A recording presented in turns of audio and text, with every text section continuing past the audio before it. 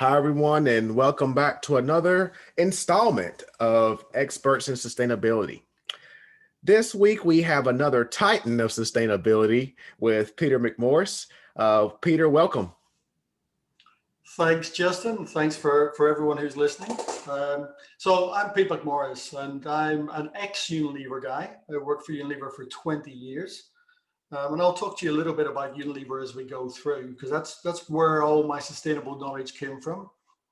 But what I did at Unilever, the last 9 years, I worked in the global side of procurement. So I've been a procurement director for 9 years, working out of different parts of the world, working out of Switzerland, working out of Singapore. I also, in the past, have run big factories, so lots to do with big production sites. But really, over the last 9 years, it became much more about sustainability. The whole way that we thought about in Unilever was about sustainability. So we were like many businesses, we want to double the size of our business. So there's a lot about growth. But at the same time, we wanted to halve our environmental imprint. So, the footprint behind this was supposed to be significantly different than when we went in. Yeah, many years in there, lots to do with the environment, lots to do with sustainability, and I can talk that through with you today, Justin. Excellent. Thanks for that. So, as I ask everyone who comes on the show, comes into class, I always ask the first two questions of: one, what's your definition of sustainability? And two, what are your top two sustainability development goals? I mean, business sustainability, you can talk about it a number of different ways, but I'd say this very simply is when a business puts at least back what they took out. There's this whole discussion about, I think in the olden days, if you like, which probably isn't that long ago, people were talking about, oh, we can't do too much, which is bad. But now it's going to be turned around completely and saying you need to put back more than you took out. Yeah, so I think that's a big part of it. And when we think about in Unilever, we actually had three big goals. And those goals were improving the health and the well-being for more than 1 billion people, halving our environmental impact, and enhancing the livelihoods for millions of people. So it's one of those where if you actually start looking at all the UN goals, it covers quite a few of them. I think there's probably about 6 or 7 of them covered by those three. So if anybody ever says to me, what's the most important? Well, there's loads of them which are important in there. You can't just say, I'm not interested in one, but you're interested in others. So, there's lots about the planet, there's loads about society, and there's a lot about what you can do yourself. So what is the impact that you have?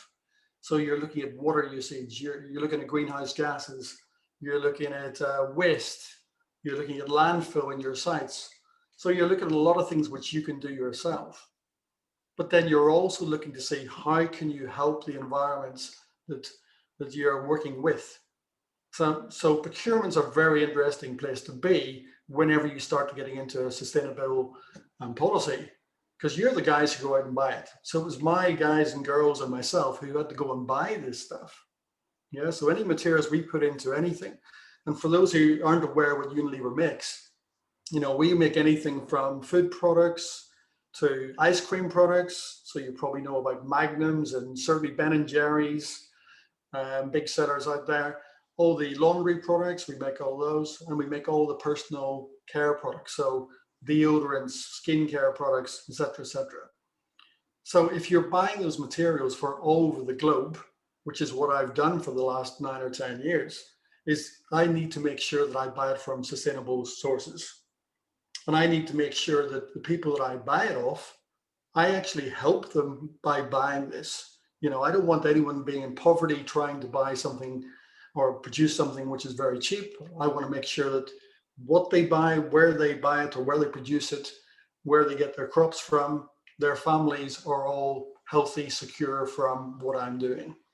Because we're a multinational company, we need to be looking after the people we work with and our smallholders and the whole people down the supply chain. So that's what we're looking at every time we're buying a material. Excellent. Yeah, I had written down, can you expand on the purchasing aspects of sustainability? But you covered that one pretty well. I Thank you can for talk a that. lot more about that too, because it's a very interesting topic. Oh, we're gonna get into it, believe me. So Okay. I do want to go into uh were you a part of any type of sustainability projects, long-term sustainability projects? And Yes. if so, how did you select a team? How did you prove the business case to your peers within Unilever, or anything else that you're currently doing from a sustainability perspective? Okay. The first thing I'd say is it's not a project. Okay. It's got to be a way of life. It's got to be a way of doing business. Yeah. So it's much more than that. So if we talked about Unilever's sustainable living plan, that started about 10 years ago. I hope it's still going when I'm dead and buried. Yeah. So this is something that's constant. It's got to be what you do every single day when you go to work. So, but in terms of some of the areas that I worked in, probably a couple of interesting ones maybe for those listening. So one big one that I did was on vanilla in Madagascar. So if you think of all the vanilla that goes into Magnums right across the globe, if you know Magnum ice creams, well, hopefully you do. You certainly know Ben and Jerry's, but so all the vanilla that goes in there, we need to make sure it comes from a sustainable source. And I got all my vanilla, and I spent a lot of money on it, put it that way. So we went to Madagascar. I went to Madagascar because I needed to see myself where I was getting this vanilla sourced from.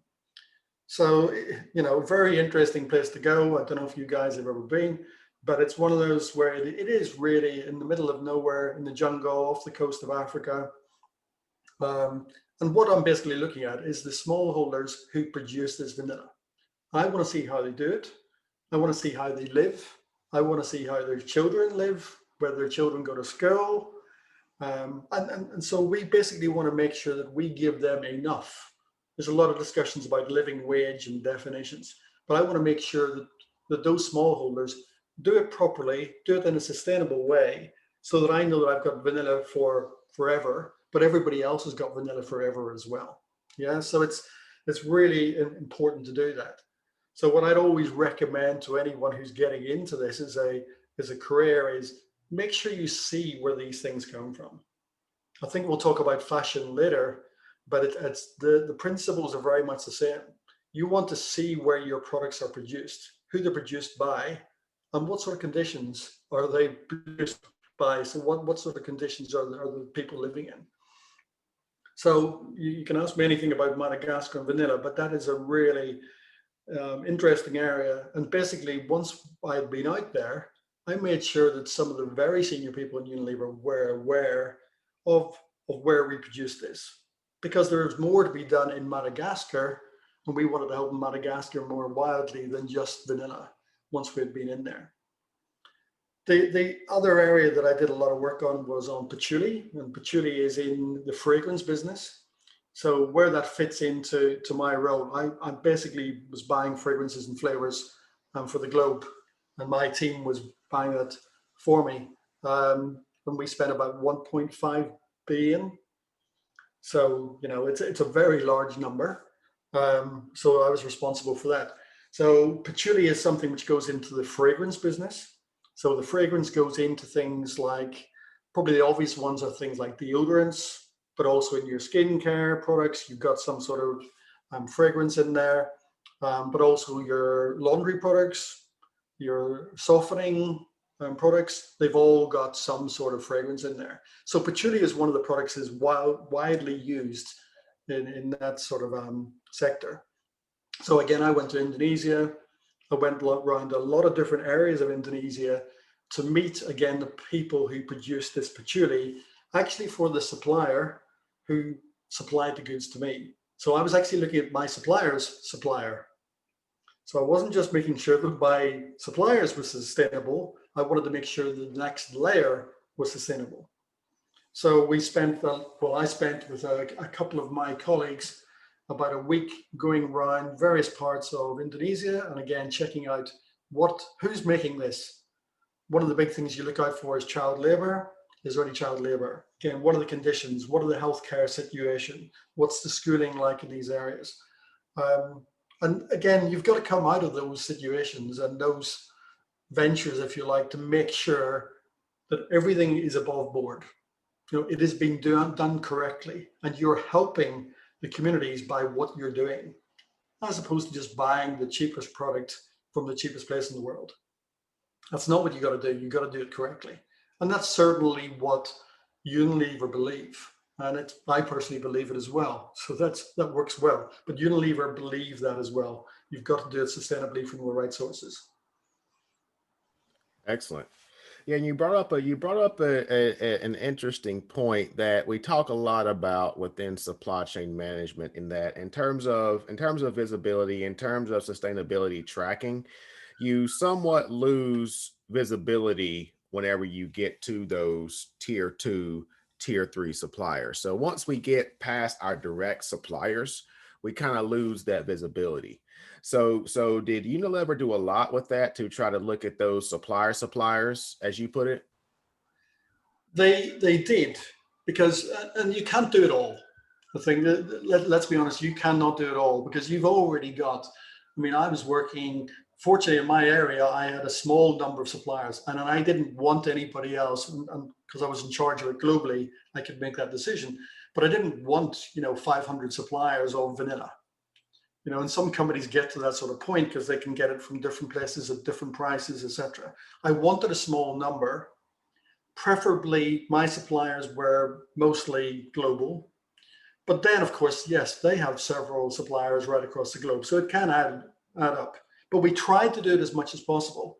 But the best way of doing it, we found, was to work with global suppliers wherever possible, who would then have a sustainability policy. And we could we could go in and monitor and do audits against their sustainability policy, so that we knew that they were doing it. So as I say, you've got to take chunks yourself. You can't do everything yourself. So as long as we monitored them and they had to come to us and prove the fact that they were sustainable, then we didn't have to do it all ourselves. Yeah. So that's the best way I find of doing it. I will do the occasional audit myself, and that's why I had to do the things like going to Indonesia, because I want to see it for myself. But you've got to work with big companies that you trust. And there's a big element of trust, and you've got to make sure they've got a sustainability policy. If they don't have a sustainability policy, they can't work with me, and they can't work with my peers in other categories. Yeah, and that's what I like. And I mean, you brought up some excellent points there, where you're walking the talk, right? As a leader, you're walking the talk. As a leader, you're going to see it for yourself, and the sustainability policies are very important. And essentially, it all comes down to trust. But the most important thing you brought up is you are a man of many terms. Sustainability policy, I'm using that one. I've used the rocket science reference that you talked about in the roundtable discussion that we were on in the conference. I use that one often as well. I think that one maybe get replaced by the sustainability policy reference. Appreciate that one. So do you see, whenever you're going to different parts of the world, because this is one thing I speak to a lot of people about, do you see different expectations, different definitions, different levels of what's referred to as sustainability policies in different parts of the world? I think there's obviously, you go to different parts of the world and it's very, very different environment. Okay, so if you're in a Western business, if I'm going to do an audit of a factory of a supplier in Western Europe or the US, the factory pretty much looks like a factory, and the standards are a certain level, and it's pretty much what you expect. You pretty much know before you walk in there what there's going to be. Now there's different levels. I've been to fantastic factories in Switzerland and Germany and Singapore and some places which are absolutely outstanding, and I've seen very poor factories in Europe as well. But they're none of them are absolutely awful. Yeah. Sometimes you go into places in Asia and the standards are very different. Just generally, I'm just talking about housekeeping standards, etc. But you sort of check out the environment you're in. So you get a bit of a feel for the place you're in. So if I'm in the middle of Indonesia, I don't necessarily expect everything to be the same. It can be hotter, stickier, not a lot of air conditioning. Sometimes the lighting's not as good. But when it comes to sustainability, I don't think you can really just say you can have a different policy in one part of the world than another part. I don't think you can go there. I think your expectations should be the same. Once you've got an RSP, we call it the responsible sourcing policy. It should be the same for anywhere else, anywhere in the world. So people may have different views of it, but whether I buy it or not, it still has to hit my policy. Yeah, so it has to hit my 10, 12 indicators, and they include fair working conditions, people having the right to have a decent wage, and how they're treated at work, and the fairness at work, et cetera, et cetera. It's all going to be there, whether it's in Indonesia or India or South Africa or somewhere else. It's still got to be there. So you can have different definitions, or people may talk about it in a different way, but overall, it's still got to hit that policy. Yeah. Excellent. Yeah. So I want to get back to the people part, but I think that and this is one thing I talk a lot about in that we have these frameworks like the GRI framework, the SASB reporting and things like that. But within your experience, did you all do any kind of audits, any kind of sustainability audits for your business partners? We did audits. So as I say, the responsible sourcing policy is an element of an audit. Okay. So what we tended to do is for our big suppliers, we would say, do you fit this policy? And I can send you a copy and your students a copy of what that RSP looks like, as we call it. So if it fits into that RSP, then yes, we will accept it. Almost the trust one, the first tick is to say yes.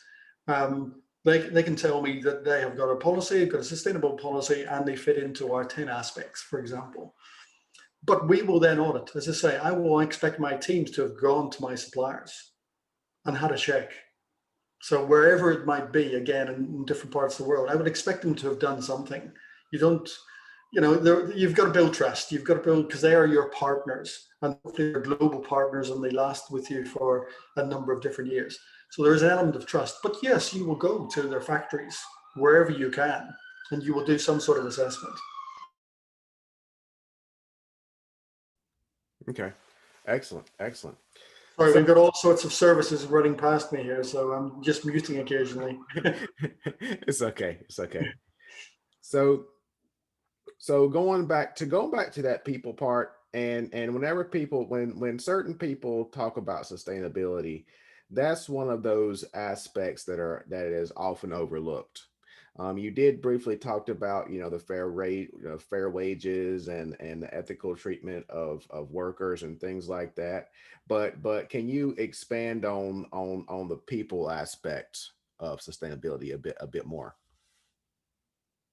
Yeah, I mean, let me go back to Madagascar. So I'll give you a bit of an example. So whenever you go back to a part of the world like that, what you're trying to do with the people is you're trying to make sure that and it's a very interesting one, vanilla, because I'll give you a bit of context.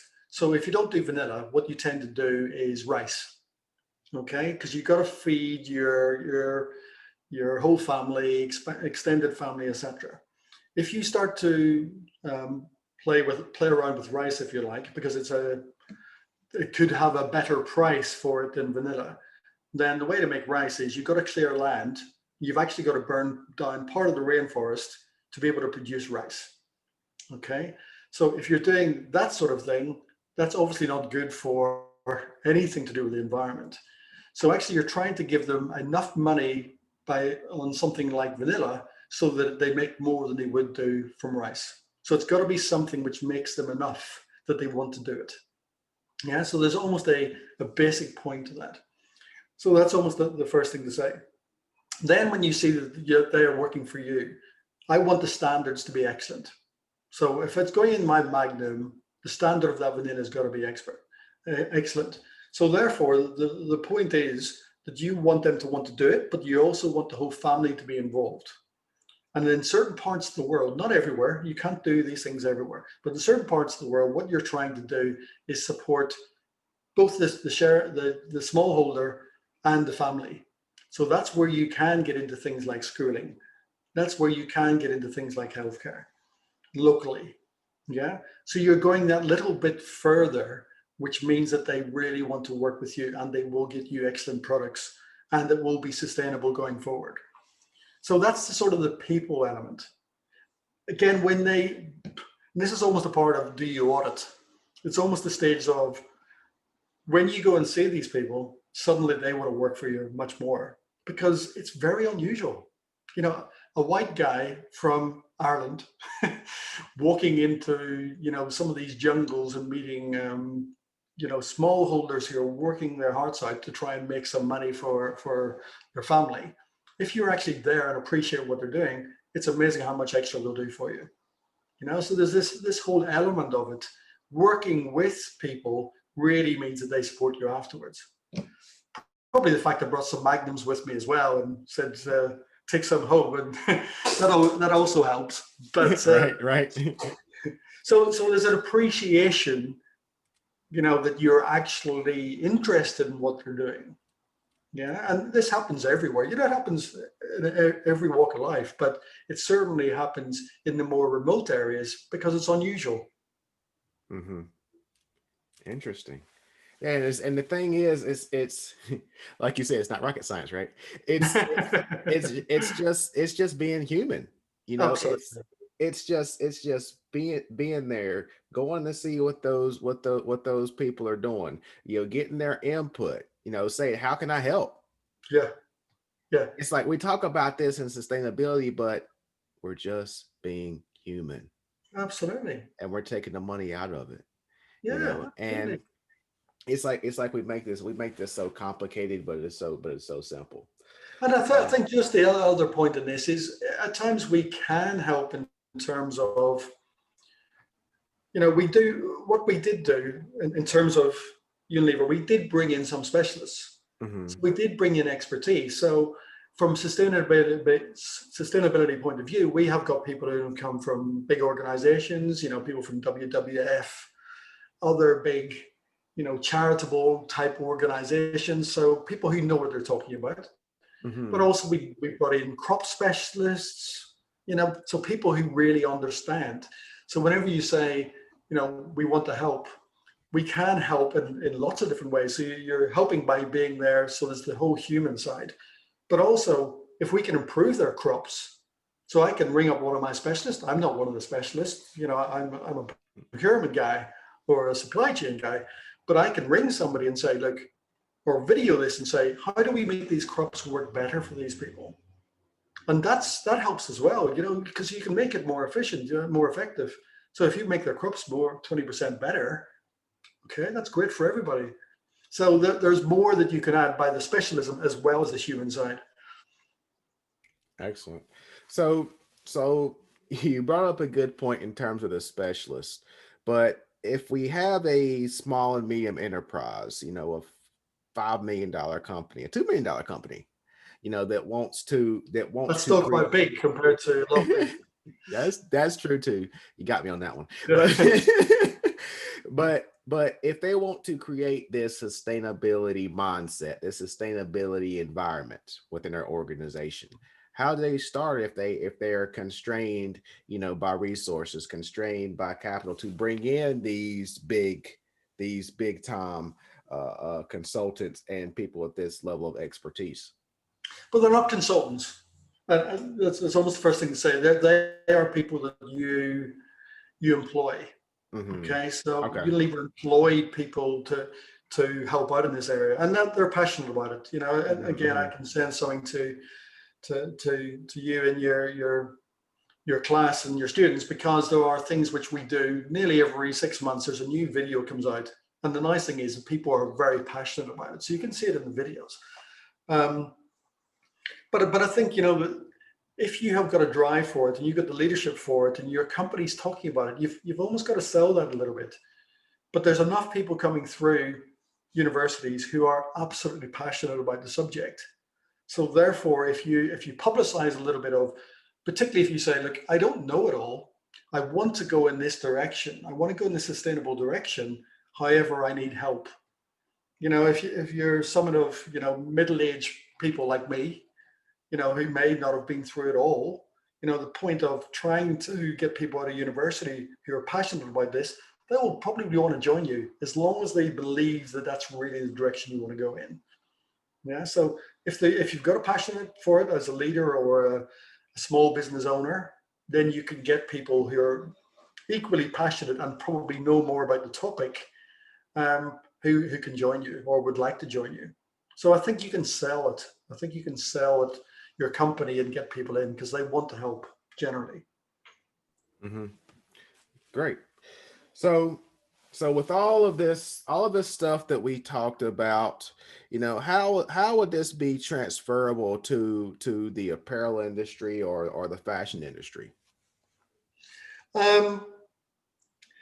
Funny enough, I talk quite a lot about foods there, but the fragrance side of the business is actually, that's almost one of the sexiest parts of Unilever, if you like. Yeah. So you might be surprised about that. But things like skincare, so personal care.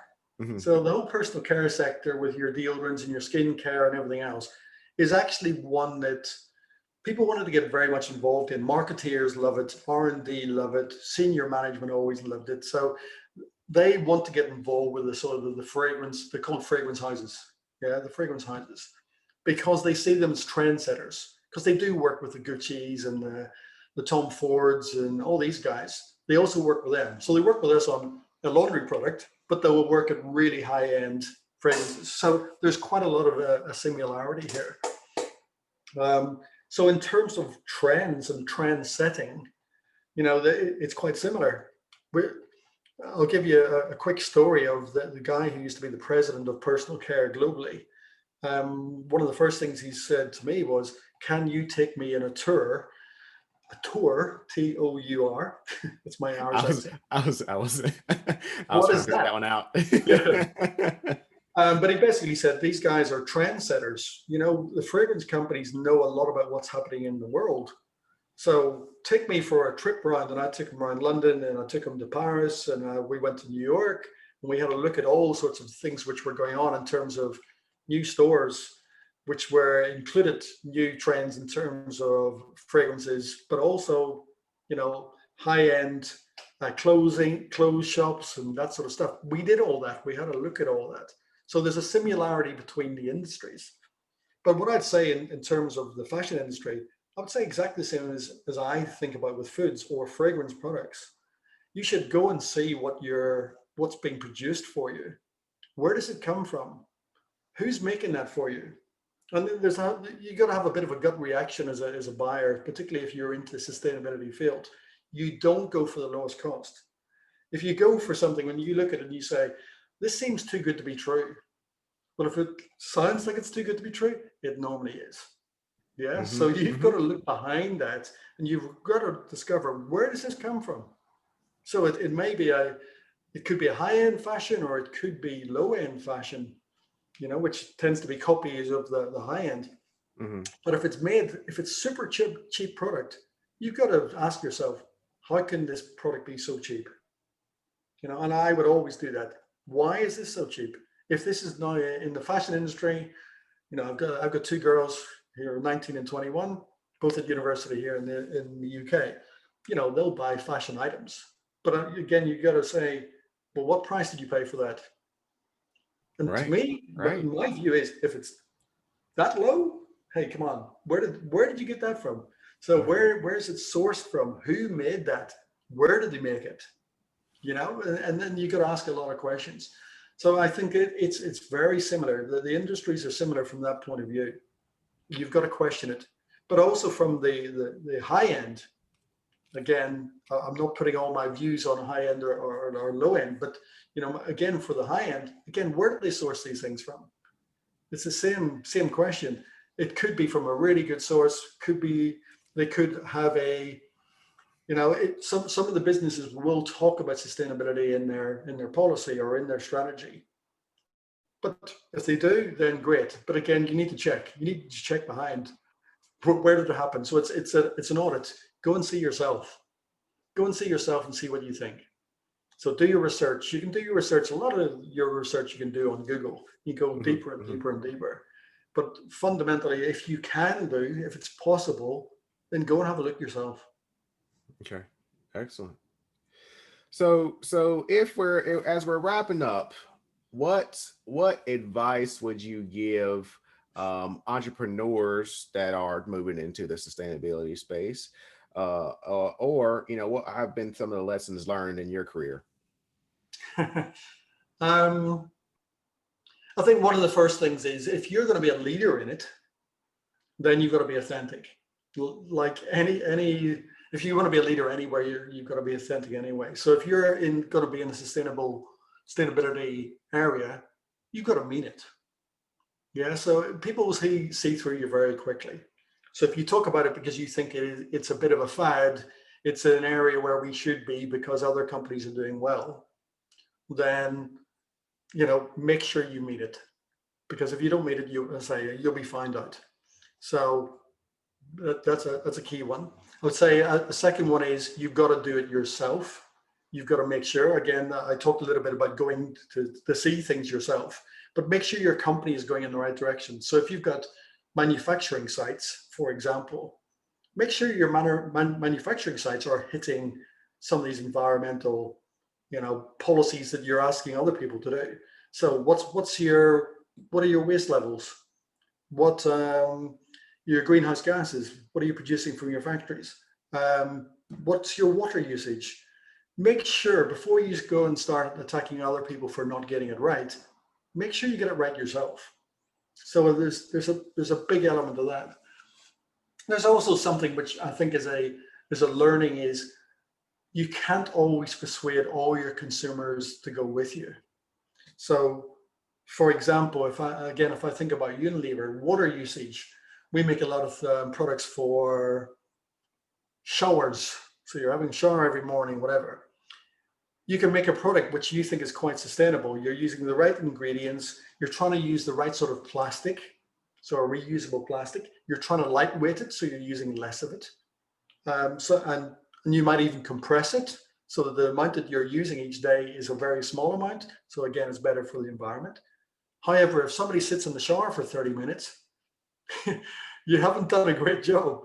So it's quite difficult sometimes to actually persuade your consumer to be as sustainable as you're trying to be.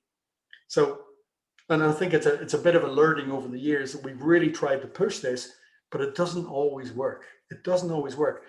But keep pushing, because the more you talk about it, the more you use your marketeers as well. Use your marketeers, put the advertising in there, which is the right sort of advertising of why they should be using it, the wonderful product, but somehow attach that to water usage.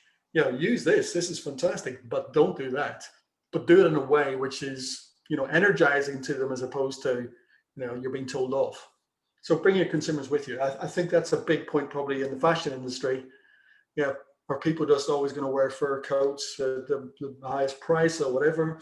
I don't know. You want to have some sort of angle in there to try and persuade them, but persuade them in something which is energizing and, is in the right way. Put it that way, so that they know they're doing things in the right way. The specialist, I think, is a big one. You do want to bring specialists in, but you also want to make sure that it's not all about numbers, because there's a big thing in all of the big companies. Unilever have it the same. One of the first things they say is measure it.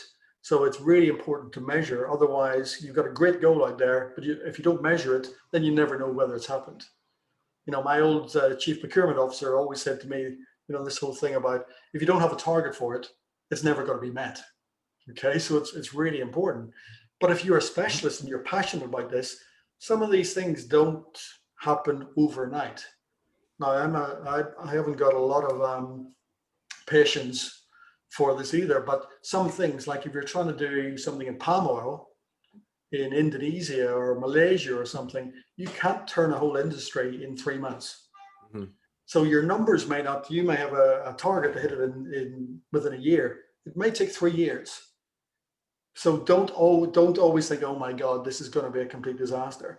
Force it, push it all you can do. But the numbers, sometimes you think you feel the pressure of the numbers as opposed to pressure of doing the right thing, if you get my meaning. So hopefully the measurement is the right thing anyway, but don't get too disheartened if it doesn't happen in day 1 or day 3 or day 5. It may take 3 years to do something, but keep pushing it, keep passionate about it, keep energized by it. So I think that's a big role of leadership, particularly when you've got people who've come in from outside who are massively passionate about the topic. It doesn't happen necessarily as quickly as people would like, but keep pushing and it will happen. And I think the thing I'd say is Unilever's Sustainable Living Plan started 10 years ago, and the numbers have been incredible internally. I could roll out off a load of numbers to you at another time, but they have been very impressive. But there's still a long way to go with this, and we need to keep pushing at it. Excellent. This has been an amazing discussion. I always love having discussions with you. So how can people find you? They can find me. Well, the easiest way to find me is in LinkedIn. I work for a company called the Partnering Group now, and a lot of the things that I do is now show companies how to work with big, mostly suppliers. So build big strategic relationships, how they partner with them in terms of their marketing, their innovation. But sustainability is a big part of it, And I think if you're really, most of the businesses I'm talking to now, and most of them are big blue chip companies or large organizations, and a lot of them very, thankfully are going in the right direction. A lot of them aren't, but a lot of them are, and I tend to work with ones who are. But building the big relationships is a big part of it. And if you can get your supplier, your big partner to be sustainable in the same way as you are, that can make a big difference. And resilience, we've talked about resilience before.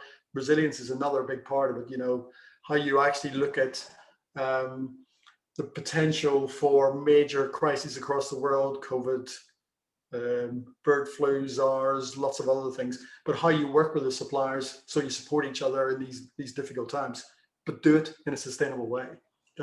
So sustainable business is a big part of what we discuss, and we've discussed it before. But yeah, you can find me on LinkedIn's the easiest way. I'm on the Partnering Group, but I'm Pete McMorris, and you'll find me in there. You'll see my life history in the business, and I'll also put a number of posts out these days, so you'll see other things that I'm involved in if you're interested. So you can get in touch with me, and you can have a chat whenever you like. Yeah, so yeah, please take Peter up on that offer. He can have a chat, and you'll hear some of the great sayings he says, some of the great quotes. I have about 3 or 4 written down here from this discussion. So Peter, thanks for our discussion, and everyone else, until next time. Thank you, Justin. Yep, see y'all.